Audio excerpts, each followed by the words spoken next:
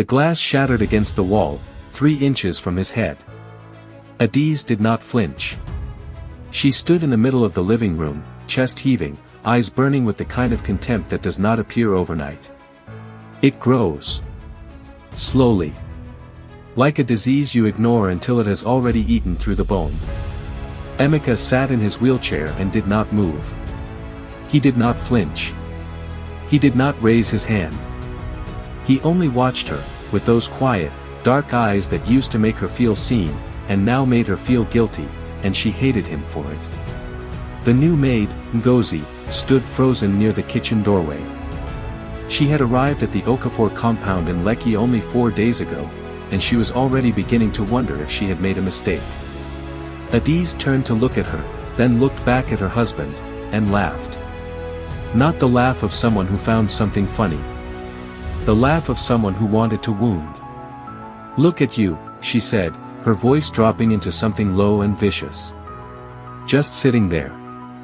Looking at me like I owe you something. You are a burden, Emeka. You have always been a burden. I should have let you die in that accident." The room went silent. Ngozi pressed herself against the doorframe. Emeka's jaw tightened, just barely, and then it relaxed. He said nothing. He only turned his wheelchair slowly toward the window that faced the compound garden, and he stared outside, at the hibiscus his mother had planted the year they got married. What Adiz did not know, what she could not have imagined in that moment, was that everything was about to change. Emeka Okafor had not always been a man in a wheelchair. 3 years ago, his name meant something in Lagos. Not in the loud, flashy way of men who rent out clubs and spray money at parties to feel powerful. His power was quieter than that. He had built Okafor Energy Solutions from a single generator servicing company in Surulere into one of the largest alternative energy firms in West Africa. Solar installations, power contracts, government partnerships. His face had been on the cover of Business Day twice. His staff called him Oga with genuine respect, not the hollow kind born from fear. He was 41 years old, fit, and fiercely in love with his wife. He had met Adiz at a charity gala in Victoria Island. She was laughing at something her friend said, head thrown back, completely unbothered by the room full of people watching her. He had crossed the floor before he could think twice about it. They were married 11 months later. Their wedding at Eco Hotel was still talked about in certain circles. She was brilliant, a marketing executive with sharp instincts and sharper taste. He trusted her completely. He gave her access to everything. She was not just his wife. She was his partner. And then came the night of the 3rd of October. He had been driving back from Abuja, a late return after a meeting that ran past midnight. His driver had called in sick that afternoon, and Emeka had insisted on driving himself. He had always preferred the control. He was on the Lekki-Ape Expressway, doing a steady 100 km/h, when he pressed the brake. Nothing happened. He pressed again. Still nothing. The car accelerated into a bend, and the last thing he remembered before the darkness swallowed him was the sound of metal meeting concrete, and then silence. He woke up 5 days later in a private hospital in Ikoyi.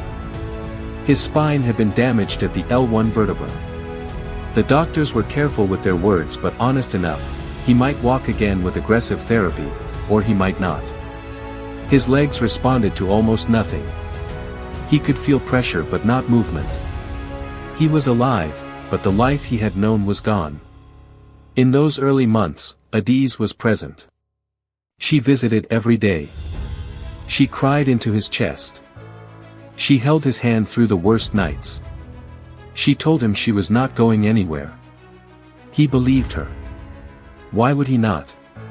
She had never given him reason to doubt her.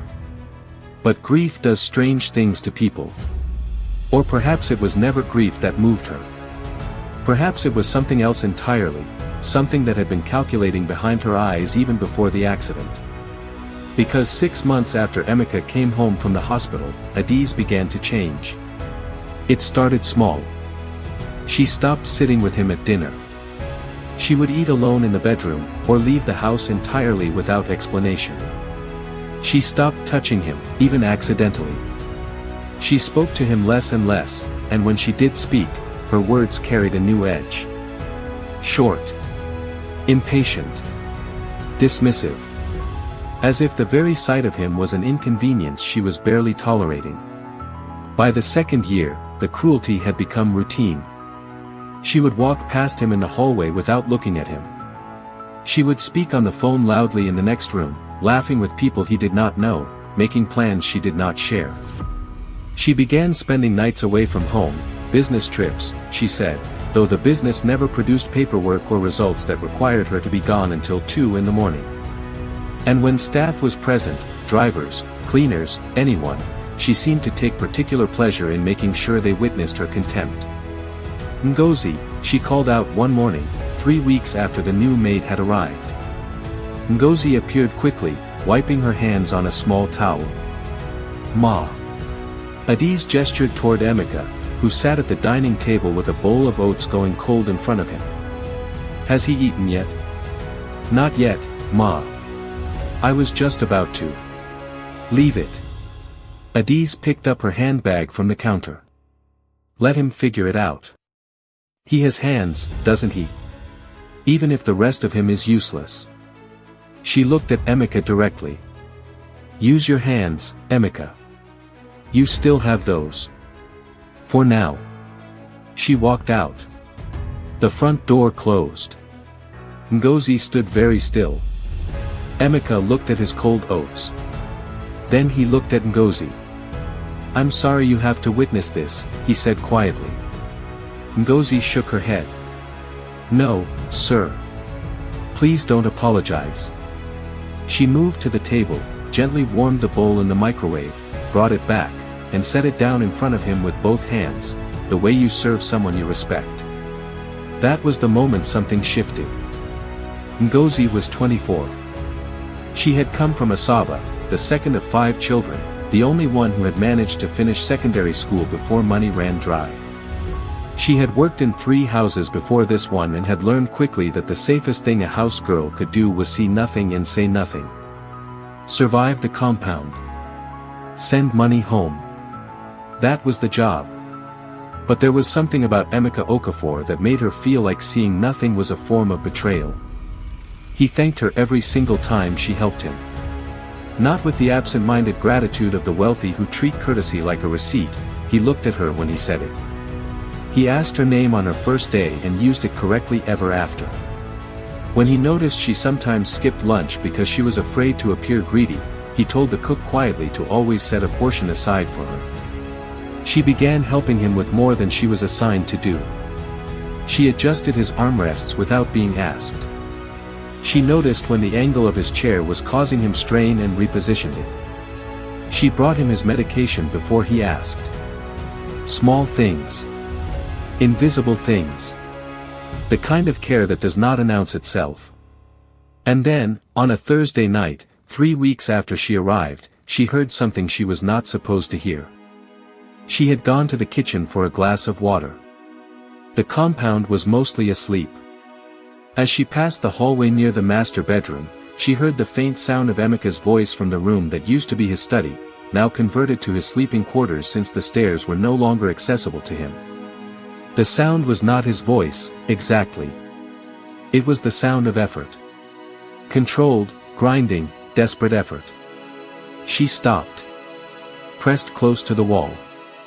The door was slightly open, and through the crack she could see him, on the floor beside his wheelchair, gripping the leg of his heavy mahogany desk with both hands, his jaw locked, his arms shaking, pulling himself upward with everything he had. His legs were moving. Barely. A tremor. A twitch. The smallest suggestion of resistance against gravity. But it was there. She must have made a sound because he snapped his head toward the door. For a moment, neither of them moved. Then Emeka said, very softly, please. Don't tell her. Ngozi stepped fully into the room. She looked at him on the floor. She looked at the sweat running down his temples. She looked at the quiet desperation in his eyes and the equally quiet determination behind it, burning like an ember someone had been carefully protecting from the wind. She crossed the room, pulled a chair close, and sat down beside him. "How long?" she asked. He exhaled. 2 months. I started feeling sensation again. The doctors say it's a good sign, but he paused, I don't want her to know. Not yet. Ngozi nodded slowly. She did not ask why. She already knew why. After that night, the alliance was silent and absolute. She began covering for the nights he spent working his legs on the floor. She learned his physical therapy exercises from a YouTube video and helped him track his progress in a small notebook he kept hidden inside a hollowed-out copy of Things Fall Apart on his shelf. When Adiz was away, which was often, they used the corridor for walking practice, Ngozi positioned just behind him, close enough to catch him but giving him enough space to find the work himself. He was improving. Slowly. Stubbornly. The way only a man who has decided that survival is a private matter tends to improve. But even as his body began to return to him, his mind was working on something else entirely. The brake failure. He had never fully accepted the official explanation. The mechanic who assessed the car after the crash had called it general wear and hydraulic failure. A tragic accident, they said. Emeka had not argued at the time. He was too broken, too raw, too consumed with learning how to breathe again in a body that had betrayed him. But the memory lived in him. The way the brakes had felt completely absent, not gradually failing, but suddenly gone. Cleanly. Completely. As if they had been helped along. He began asking questions. Quietly. Through old contacts he still had in the logistics industry, men who owed him favors and kept their mouths shut professionally. He requested access to old documents stored in cloud drives Adiz did not know he could still access. He had set up the accounts before the accident and she had assumed, perhaps arrogantly, that a man in a wheelchair would forget about digital infrastructure. She had underestimated him. People with obvious power tend to do that to people they have already decided are beneath them. And then came the night that changed everything. It was a Wednesday. Adiz had told him she was going to visit her mother in Surulere and would be back by 10. By 11 she had not returned. Ngozi was tidying the kitchen when she heard a car door close outside, not Adiz's usual driver's sound, something different, a car she did not recognize. She looked through the side window. A man got out. Tall, well-dressed, with the easy confidence of someone who had been to this address before. He used a key. Ngozi's heart dropped. She went directly to Emeka's room. She knocked twice, their code for urgency. He opened the door and she spoke quickly and quietly, telling him what she had seen. He was silent for a moment. Then, have you heard her mention a name? In any of her calls? Ngozi had. She had tried not to listen. But walls and houses are thinner than people believe, and she had heard the name twice, spoken in a low, intimate voice that Adiz never used with her husband. Femi, she said. Emeka nodded, slowly. As if a final piece had settled into place. 2 weeks earlier, one of his contacts had sent him a name, a mechanic who had worked on his car 3 days before the accident. A freelance mechanic, not from his regular workshop. Adiz had arranged that service appointment, citing a noise she said she had heard in the engine. The mechanic's name, his contact had found, had a prior connection to a man in the property development business. The man's name was Olufemi Adeyemi. Emeka looked at the wall for a long time after Ngozi left the room. The woman he had loved. The woman he had built his life with. The woman who had stood at the altar in Eco Hotel and told him she would stay through every storm. She had tried to kill him. And she had failed. And now she was walking through his house with another man's key and calling him useless to his face. He picked up his phone and called his lawyer. The following weeks were the most precise performance of Emeka's life.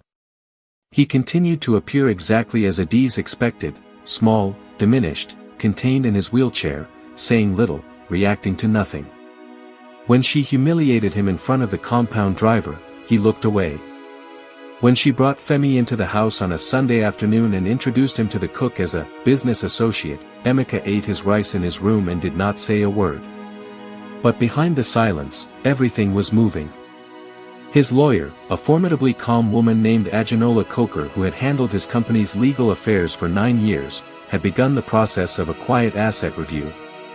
Certain accounts were restructured. Certain holdings were reclassified. Documents were gathered, emails, financial records, access logs, a deposition from the freelance mechanic, who had already been traced and interviewed. Ngozi, for her part, had become something close to a field operative without being asked to. She had memorized Adi's patterns. She knew which nights Femi visited. She knew where Adi's kept her personal phone, not the business one, and she reported, without touching anything, what conversations she had overheard when sound carried through the corridor. Small cameras, no larger than smoke detector covers, were installed in the common areas of the house by a security consultant who had known Emeka since university. They were connected to a cloud server.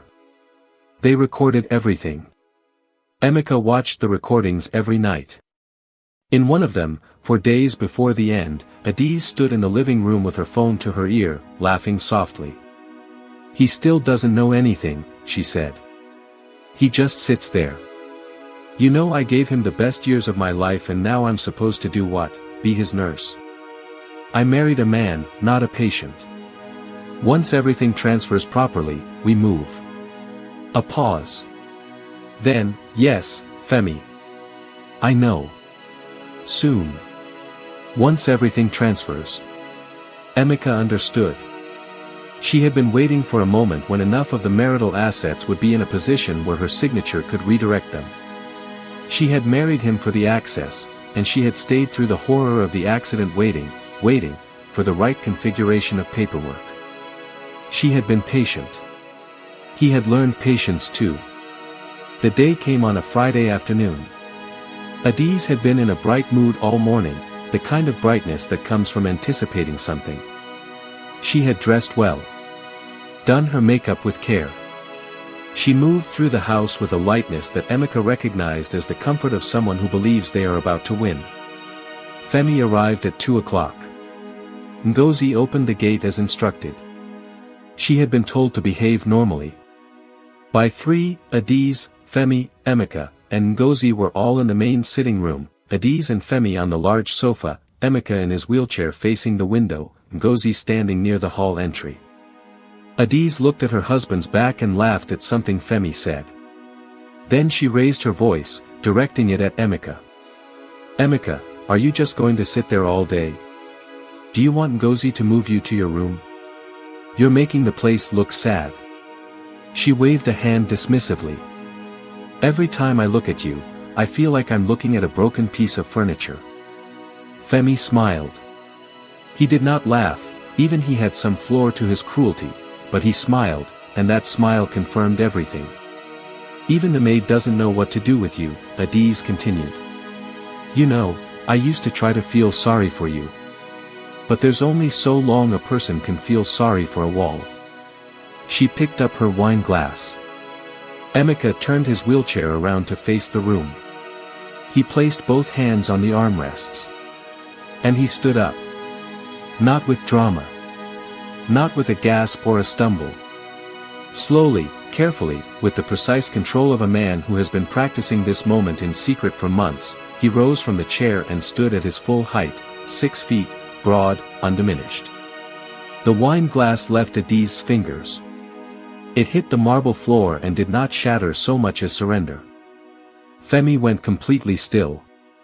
Ngozi looked at the floor to hide her expression. Adi's mouth opened. No sound came out. Emeka straightened his shoulders. He looked at his wife, calmly, without anger, without performance. The way a judge looks at a case they have already decided. "You should have made sure I never recovered," he said. He reached into the breast pocket of his agbada and withdrew his phone. He pressed play. Adi's voice filled the room. Every conversation.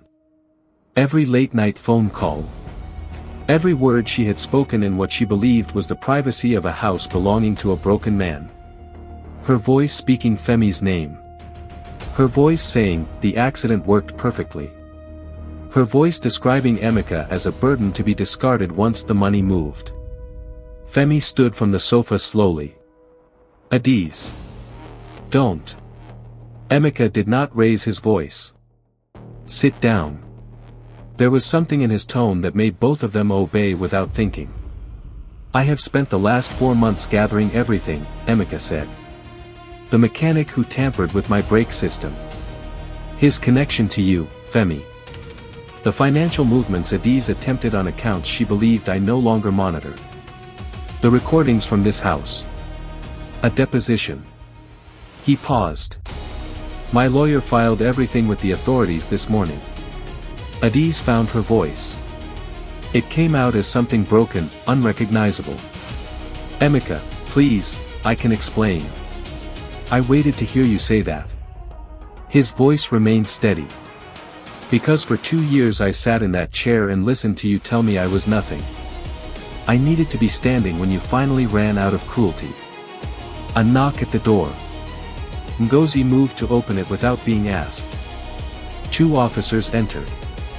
Behind them, Ajinola Coker, Emeka's lawyer, carrying a leather folder under her arm. Femi looked at the door, looked at Emeka, looked at Adiz, and in that precise moment, with the particular cowardice of a man who sees a sinking ship, he said, I didn't know about the brake thing. That was her idea. Adiz turned to stare at him. I swear, Femi said, stepping back. She came to me. I was involved with her but I didn't. Femi. Adiz's voice was barely audible now. I'm sorry, he said to the room, and he genuinely seemed to mean it, not for her sake, for his own. The officers moved to Adiz. She did not fight. She looked at Emeka one last time with an expression he could not fully read, something between hatred and something older, something buried, something that might have once been love if it had been tended differently. But it was too late for that now. Far too late. She left the house that had been hers for 7 years with her hands in front of her and her bright Friday makeup still perfect, which was perhaps the cruelest irony of all. In the weeks that followed, the outcome was clean and total. Adiz was charged with conspiracy to commit grievous bodily harm and fraud. Femi cooperated with investigators, which reduced his own exposure but not her consequences. The marriage was dissolved. The assets, which Adiz had been slowly attempting to rout, were returned fully to Emeka's name. The mechanic gave his full account. There were no gaps in the case. Ajinola Coker had made sure of it. Emeka spent 3 more months in private physiotherapy. His recovery was not perfect, it would never be exactly what it was before the 3rd of October, but he could walk. He could take stairs slowly. He could stand in a boardroom and look his staff in the eye. He returned to Okafor Energy Solutions on a Tuesday morning in January. His senior staff had been told only that he was resuming. They did not know what to expect.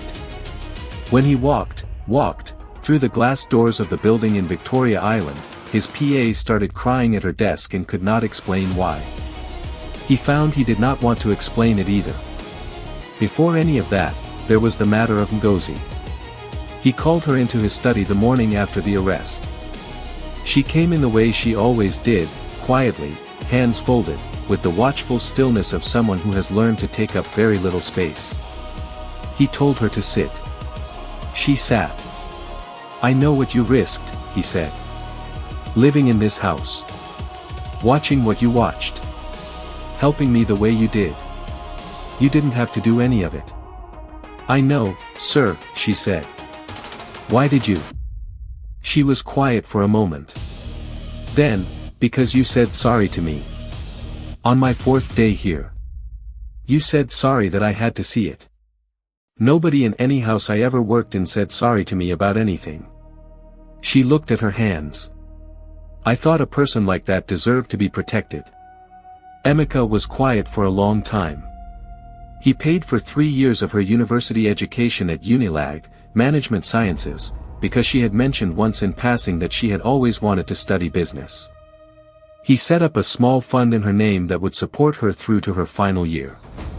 He wrote her a reference letter that described her, with complete accuracy, as one of the most perceptive and quietly courageous people he had ever known. She would go on to graduate with a second-class upper and begin a small logistics startup that would, within 4 years, have 12 employees and a contract with a mid-sized FMCG company in Ogun State. She would tell the story of Emeka Okafor exactly once, at a business breakfast, when someone asked her what had first taught her to trust her own judgment. She would not share all the details. But she would say this, that she had once worked in a house where a man no one believed in had quietly rebuilt everything they tried to take from him. And that watching him had convinced her that the only things worth keeping are the things you protect in the dark, long before anyone is watching. As for Emeka, he did not remarry quickly. He took his time. He took it so slowly that people who had known him before said he had changed, that the accident had made him quieter, more careful, more particular about where he placed his trust. He would agree with them when they said it, and he would not explain that it was not the accident that changed him. It was the recovery. Because the accident took everything from him suddenly, without permission. But the recovery, the cold floor of his study at midnight, the shaking arms, the humiliation he swallowed every day, the small alliance with a young woman from Asaba who believed he was worth protecting, the recovery, he chose. He chose it every single day when choosing otherwise would have been so much easier. In the end, the woman who had called him useless lost everything she had spent years carefully arranging to take. And the man she had written off, the man in the wheelchair by the window, staring at his mother's hibiscus, he took it all back. Not because karma is poetic. Not because the universe keeps score. But because he never stopped working, in silence, in the dark, long after she had decided he was finished. If this story moved you, if it reminded you that people are never as broken as those who want to break them would like to believe, please like this video, leave a comment below, and subscribe to Epic Story Vault. Every week, we bring you stories of betrayal, resilience, and justice that will stay with you long after the video ends. Subscribe, turn on notifications, and join a community that believes the truth always finds a way out. We will see you in the next story.